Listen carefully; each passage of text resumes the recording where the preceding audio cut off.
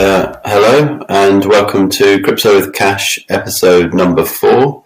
The same as last week, my name is Duncan Morland. I'm a writer for Market Prospectors and the podcast host, and I'm joined by Kashaya Abbasi, who is our resident crypto expert who writes the bi-weekly Crypto with Kash newsletter, and we also have a community that we run.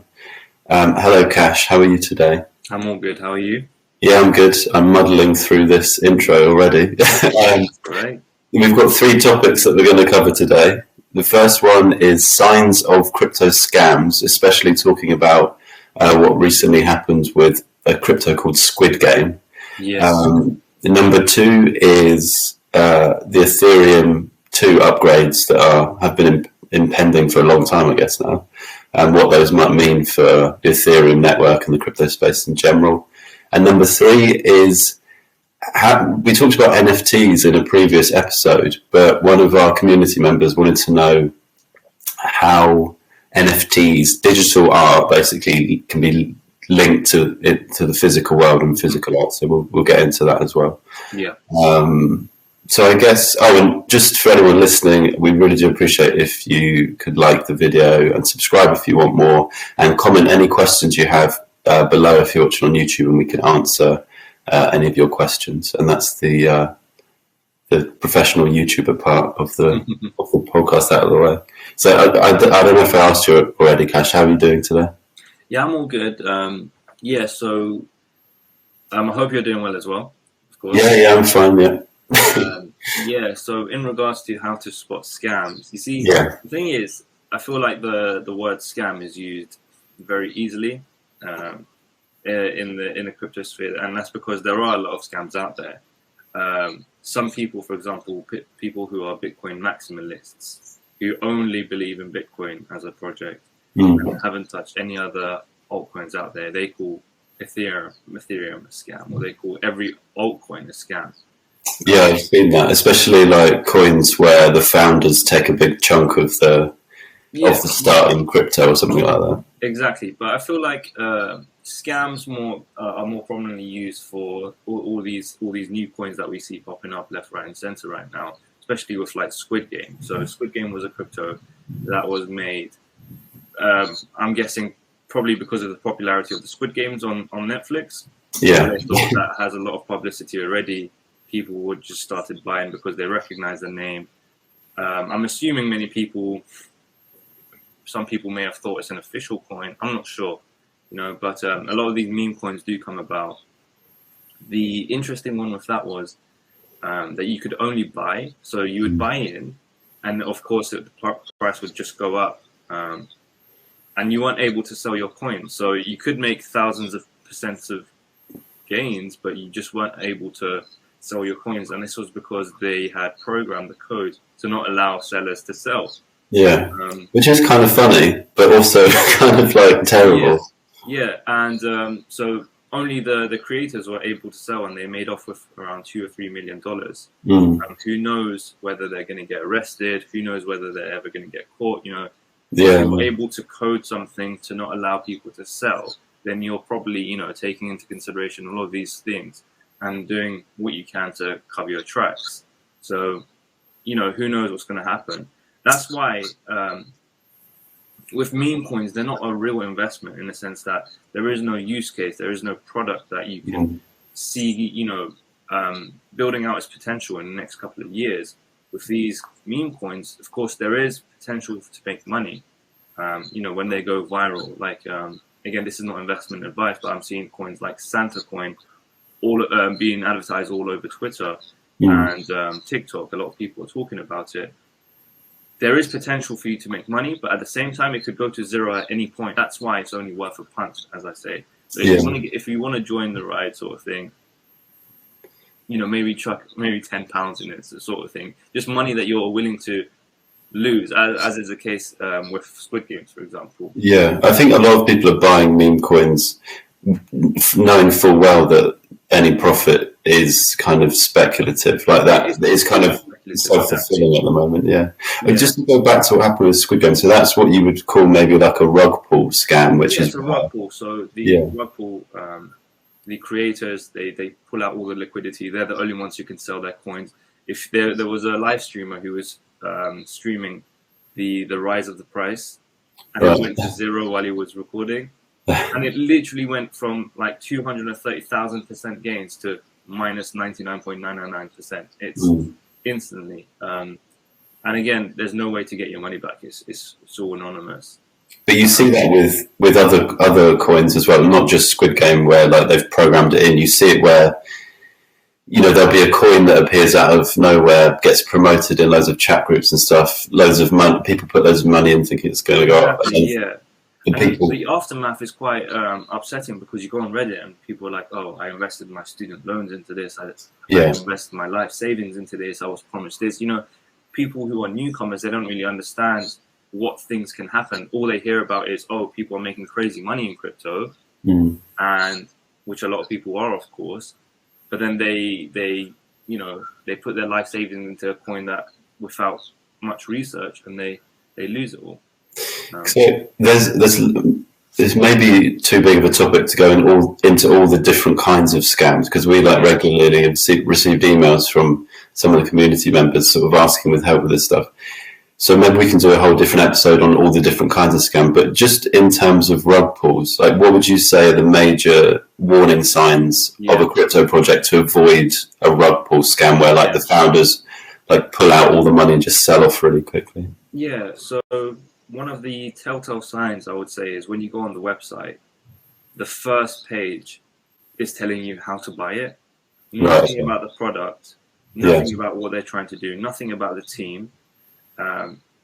Just how to buy. And they always talk about marketing. They're like, "Oh, we have a massive marketing budget. This is going to the moon." They're using all these key buzzwords to entice people to buy in. So if you visit these websites and the first thing you see is, "Oh, to the moon," or "how to buy," "this is what to do," and that's a very, very big red flag. Yeah. Rather than like the use case or the technology, I guess it doesn't have those things probably. Exactly. Yeah, and I guess a lot of the promotion of this stuff goes on in, you know, on Reddit or in Telegram chat groups and things like that, doesn't it? So I guess finding groups like that you trust and you can ask people. I mean, the Crypto With Kash community is an obvious one for us, I guess.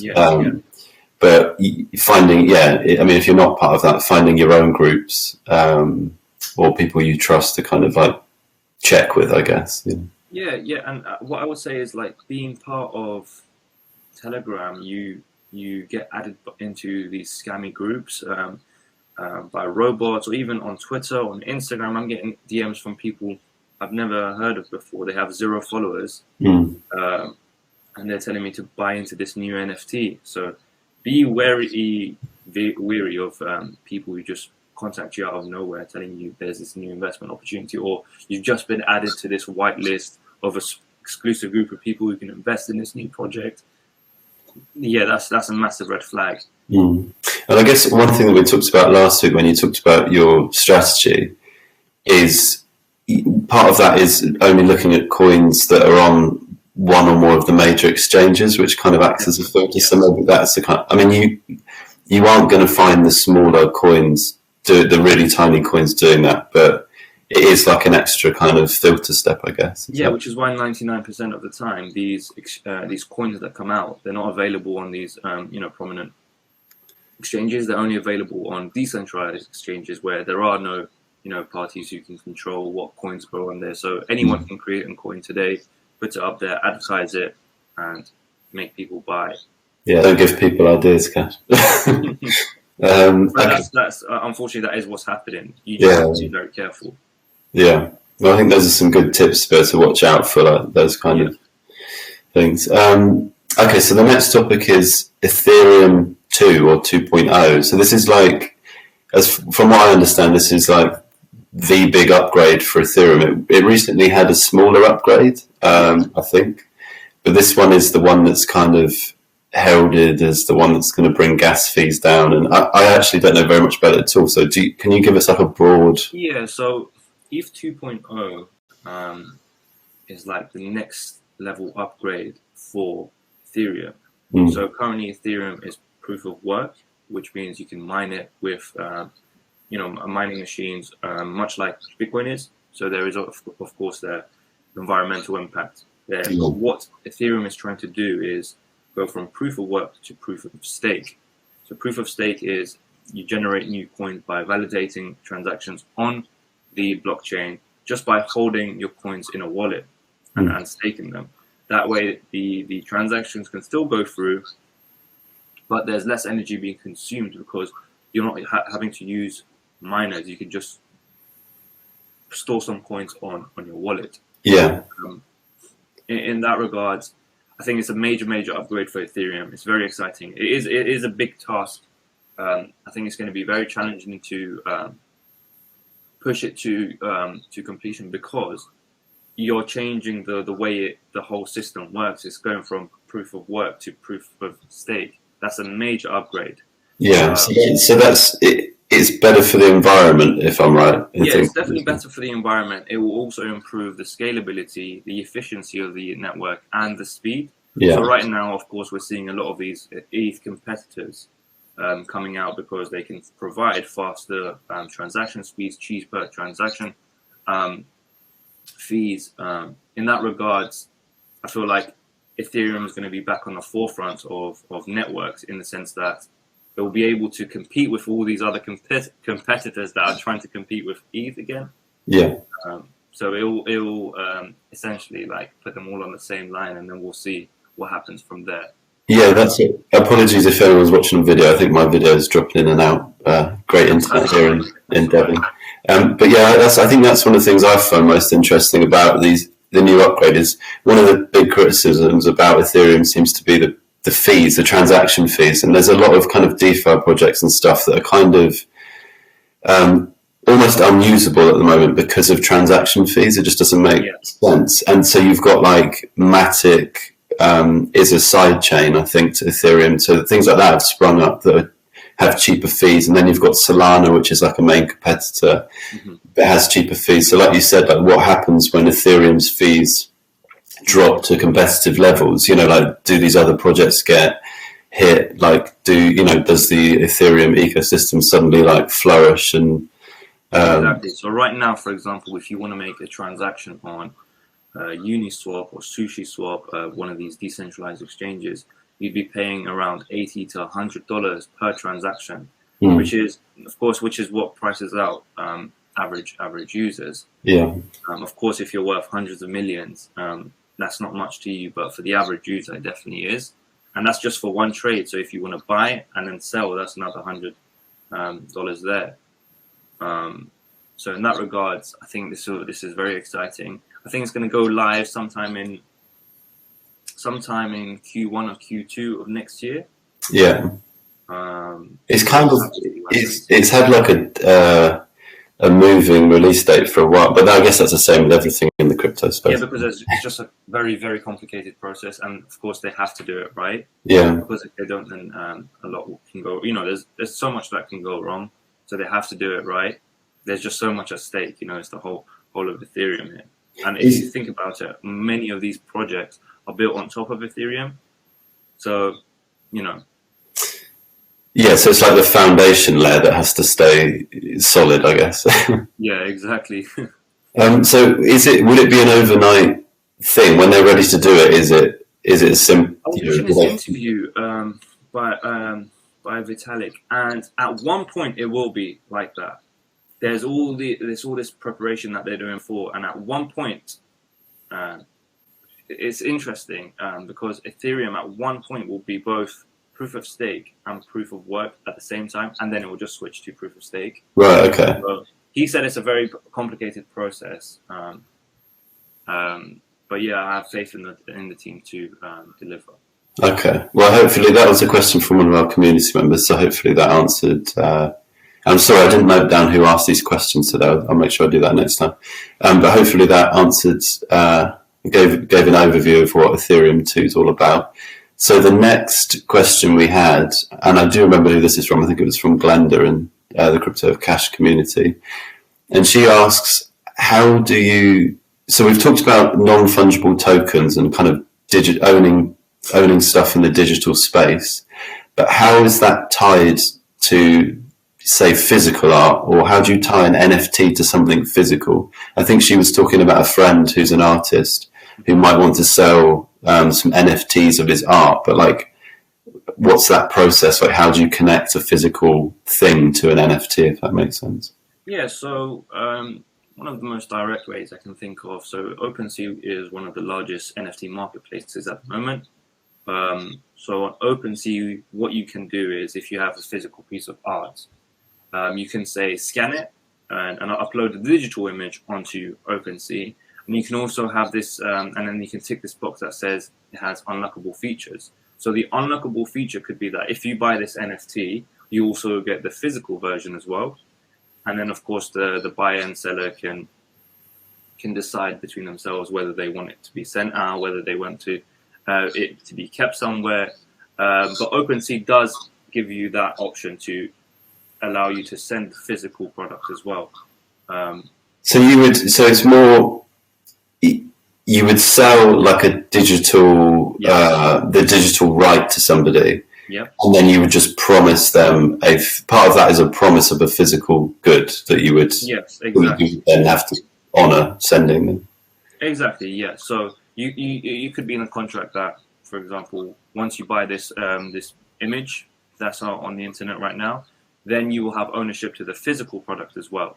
Mm. So Damien Hirst, who's an artist, actually released some NFTs himself, and he's given people who buy his NFT the option of, so within a year's time, if I'm not mistaken, you have the option of whether you can choose to keep the NFT or keep the physical art. Whichever one you keep, the other one is burnt. Right, okay. If you keep the physical art, the NFT is burnt automatically. If you keep the NFT, the physical art is burnt. So he's given owners a choice. And is he holding the physical art somewhere in storage? Yeah. Right, okay. In but then time, so from when it came out. Yeah. So well, he's trying to see whether people value the NFT more or the physical art. In a way, you can then gauge where we are, in the sense of acceptance for NFTs and physical art. I guess because it's very different I think we talked about the metaverse last week, which is almost like, or part of that is when you own NFTs in that digital space, you don't really need the physical, or it's not necessarily about the physical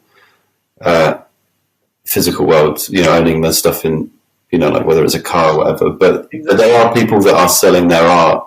They're not just digital art. There are people, I think, well, you just brought up Damien Hirst. So like, people are doing it and it's possible, but I guess.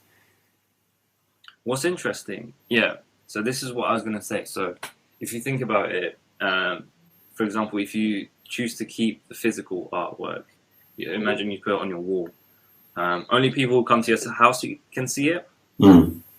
And and they can, of course, tell that, it's real because you have documentation. But if you put it, if you keep it as an NFT, then you can put it on your social media, or you can create a meta world, or metaverse, a virtual world, and put it on your wall, and anyone from around the world can come and see it, and they can verify 100% through the blockchain that this is definitely a real piece. You could even set up a museum, for example, or an art gallery, and put that art piece in your metaverse, and then charge people maybe £1, £2 to come and see it. There's lots of and for example, there are musical artists who've basically said that if you buy this NFT, you get to earn a certain percentage of all the revenue that I create for this song. They can sell their NFTs, their albums as NFTs, or they could sell backstage tickets, for example, through NFTs as well. I think that's really interesting. They're like earning a percentage of a artist or creators. Like, I could see YouTubers or some kind of platform doing that for content creators in the future, where like, because now a lot of them now you sponsor people through Patreon and stuff. But if you could do that direct for a platform where you get a share of their ad revenue or whatever it is, that makes a lot of sense. Well, I think we're a long way off from, well, say that, but it'll happen next week. We'll have to see what happens, but I feel like there's a lot of use cases for NFTs that we haven't discovered yet. And these will come to light, as we go ahead and as we start developing the ecosystem around NFTs. Of course, Facebook is investing heavily into the metaverse, and we'll have to see what comes through that. A lot of people in the crypto communities are unhappy that Facebook is the one who's investing heavily, given their their reputation with data and privacy and those sort of things. It kind of goes against the ethos of blockchain and cryptos in general. So that's why a lot of people are discussing, crypto millionaires, billionaires are trying to come up with their own version of the metaverse that doesn't include Mark Zuckerberg's. Well, I guess that must be possible because we have that already. We have centralized crypto exchanges, but equally we have decentralized, Uniswap and other crypto exchanges. It's always an ease of use thing, isn't it? Like it's easier to sell stuff on Facebook Marketplace than trying to do it at a car boot sale. So it's the same with it's easier to buy and sell crypto on a centralized exchange than a decentralized exchange at the moment. But that's that stuff can change maybe. Well, I hope that answered Glenda's question, and that I think that's the end of this episode. So thank you for your time, Kash. And sorry for the video troubles we had. I think that's my dodgy internet, but I'll try and sort that out for next time. Again, if anyone has any questions they want us to, well, mainly Kash to answer, then if you're watching on YouTube, you can put them in the comments. If you're part of the Crypto With Kash community, then just put them in our Telegram group or email them. If you'd like to join the Crypto With Kash community, there'll be a link below this video. And we appreciate any subscribes or likes or confetti you can throw at us. And thank you again for your time today, Kash, and thank you for everyone listening. Thank you. I don't know. I'll hit the big red button and end this.